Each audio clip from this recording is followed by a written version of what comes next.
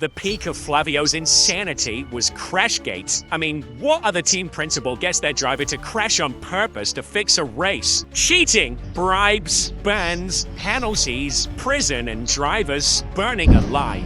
All were caused by one man. The man who ultimately got banned from Formula One forever. Controversy of this man. But somehow, it took 19 years before he got any real consequences for his actions. I'll let you decide the most fitting name. This is the entire story of how Flavio Briatore became one of the most impactful, successful, and controversial figures in Formula One history. For a start, Flavio was mainly a team principal, but he wasn't like any other team principal in F1. Long before Drive to Survive, Flavio was the one making the news every week. You know, historically, when you talk about the principal of Formula One, the first guy who made Formula One different was me. He was kind of the anti-FIA and F1 villain that never really existed before. I don't have any problem to tell by the president of the federation, because the guy never liked me from the day one. You know, I mean, last year for 2 points, I mean, I would have fucked the whole paddock, you know, so hopefully we can get some more. A lot of cheating thrown in for good measure. He thought of it more like bending the rules, but I can assure you he didn't just bend, he completely shattered them. So how the hell is that even possible? Before I get into the specifics of it though, let's throw it back a few years. Had no involvement in motorsports or Formula One at all. His parents were teachers, and even though Flavio's grades in school were worse than Alpine's race pace, he ended up getting a diploma in land surveying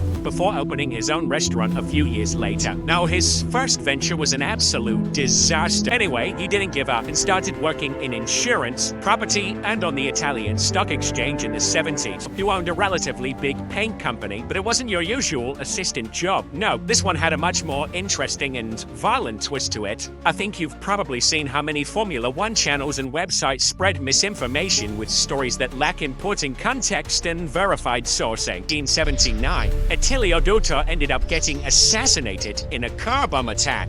But of course, in typical Italian fashion, nobody knew who was responsible for his assassination, but the car bomb execution was the calling card of La Cosa Nostra. So after this, it emerged pretty quickly that Duto was bankrupt and Flavio got arrested, but I'm gonna get to that in just a second. In the meantime, it was clear that he wanted fame and fortune. Sounds like Flavio to me, especially the bit about doing whatever it takes. And you'll see why I mean. While all of this was going on in the 70s, he moved to Milan and met Luciano Benetton. Keep in mind at this time, Benetton was just a clothing company, but it was about to become something a whole lot greater. Remember the car bomb and his job working with Duto? Well, this was linked to him being given 2 prison sentences for fraud. Pretty funny how ridiculous this next bit sounds, but it's true. He was involved in high-profile scams in rigged casino games using fake playing card. He launched an appeal, the first of many in his career, and got his sentence reduced to 14 months, but that still wasn't acceptable for Flavio. So when he got the news that he had to go to prison, he ran away to the Virgin Islands to avoid being locked up, something he previously said he had no interest in whatsoever. But that all changed pretty quickly when he saw the dollar signs. He saw the potential of F1 down the line. But remember, this was 1988. Let's backtrack for a second. Benetton's entry into the world of Formula One came in 1983, and while the stickers on the side of these cars led to more exposure and contributed to their success in the 80s, why not run our own F1 team? So without much hesitation, they took over Toleman at the end of 1985. Toleman had an absolutely horrible season in 85. For a start, their car was unreliable, really unreliable. I'm talking 1980s unreliable. They scored a grand total of 0 points that season. Out of 20 entries, they only saw the checkered flag twice. Most sorts of stats make Williams and Sauber, or Kick or whatever, look like a team of legends. Well, Benetton had a few tricks up their sleeves, and somehow turned it around faster than anyone could have imagined. Because in 86, they were up and running as the Benetton BMW team. Even if you don't think so, you can't deny it looked different. And that's Benetton's motto. They were always different. This simply wasn't good enough for Benetton. They saw so much success outside of F1. So with this in mind, the options were either to 1, shut down the team, or 2, take a different approach, and the new captain steering the ship was going to be none other than Mr. Briatore. That year, Flavio found himself as commercial director of the F1 team in a monumental way. The funny part was, nobody, not even Mr. F1 Bernie Eccleston, knew who he was. My approach was to manage a team like you manage manage any other company. It was not emotional because it was not my passion.